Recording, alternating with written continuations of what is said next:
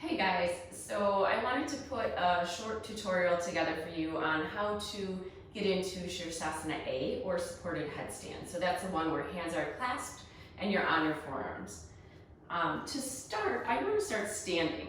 So I like to start standing so you can feel the engagement of this pose right side up, because when we turn ourselves upside down, everything kind of gets confusing. So up is down, down is up, left is right, right is left. So sometimes it's easier to start the way that we're used to, right? Standing up. So if you come to stand, feet are together, think about mountain pose or Tadasana. So headstand is basically our mountain pose turned upside down. So in mountain pose, a lot of times it kind of looks like this pose where we're just standing here doing nothing. But as most of you probably know, Tadasana or mountain pose is a really strong active pose. So everything is engaged. So starting with the feet, make a nice strong connection with your mat. And then activate your legs. So squeeze the kneecaps, engage the quads, feel the glutes turn on. And then moving to the pelvis, I want you to find a posterior tilt. So where the tailbone is reaching down toward the heels. So if you take your hands to your low belly and your low back, so this is what we don't want, where our butt is sticking out. We're kind of making that banana back. And then what we do want is to draw the navel into the spine, tailbone goes down to the heels. So as I do that with my hands and I find that posterior tilt, notice how your frontal hip bones and your low ribs come closer together. So it's like you're making this little mini crunch in the core. The core is super active. Now notice, in order to keep the core engaged there, your legs have to be active. So if I lose my legs, I kind of lose my core. So they have to work together, okay? So legs are active, core is engaged, and then my arms would be up over my head, okay? So if this is the shape that we don't want, and then now I'm engaging and drawing everything in nice and strong, so this is the shape that we do want. Okay, so working our way down now. In our headstand, of course, we put our head on the ground. So you want to find the crown of your head. All right, so you don't want to be too far forward on the forehead or too far back. You want to be right on that crown of your head.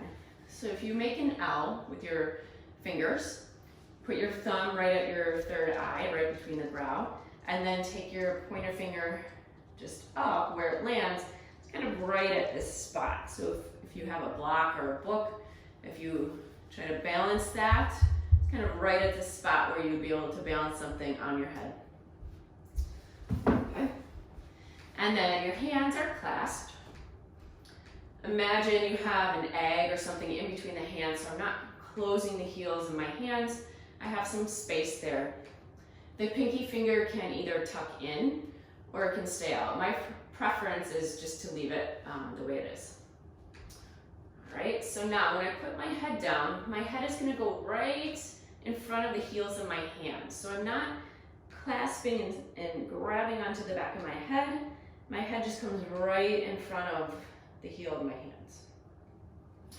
Okay, so I put my hands down, come onto my forearms, and then you want your shoulders stacking over the elbows, okay? So from this angle, my elbows are shoulder width apart and right under my shoulders, okay? So we don't want to be out too wide because then you're just going to crumble. There's not a nice strong base there, okay? So shoulders over elbows, head comes down right in front of the hands, and then notice you want to stay nice and strong through the upper back and the shoulder girdle. So don't let your ears come, or your shoulders come up to your ears. You want to press down with your forearms, broaden across the upper back, kind of feel the scaps wrapping around to the side. Triceps are hugging in. Okay, so this nice strong engagement, almost like I'm trying to squeeze a golf ball in my armpits. Okay, so nice and strong base. Tuck toes, lift hips, and then walk your feet in. Now, if my feet are way out here, it's going to be awfully hard to get all the way up into a headstand, and I'll have to kick up with momentum, which is not what we want, okay? So in a headstand, you never want to kick up or go up with any momentum because that is really dangerous on the neck. So you want to go up with as much control as possible. So I'm gonna put my head down, broaden across the upper back, press the ground away with my forearms, so nice and strong base. Tuck toes, lift hips, walk in as close as you can. If hamstrings are tight, knees can be bent here. So as you see, I'm trying to stack my hips over my shoulders. Bring one knee into your chest, squeeze it in nice and tight. And then notice if you kind of rock up onto the toes of your other foot, that foot might feel like it wants to lift.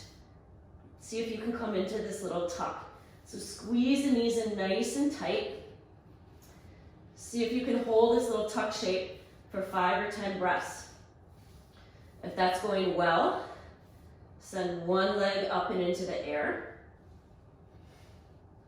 See if you can bring it back down. Send the other leg up. And then maybe both legs.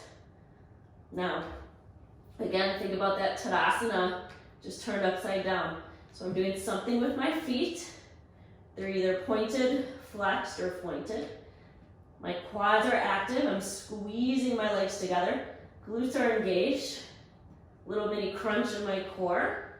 And pressing the ground away, like I could almost lift up my head and slide a piece of paper underneath.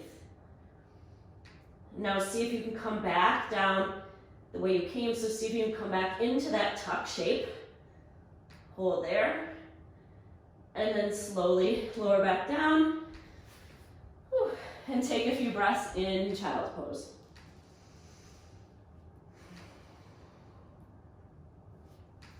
If you are new to headstands and just getting started, please do this at a wall.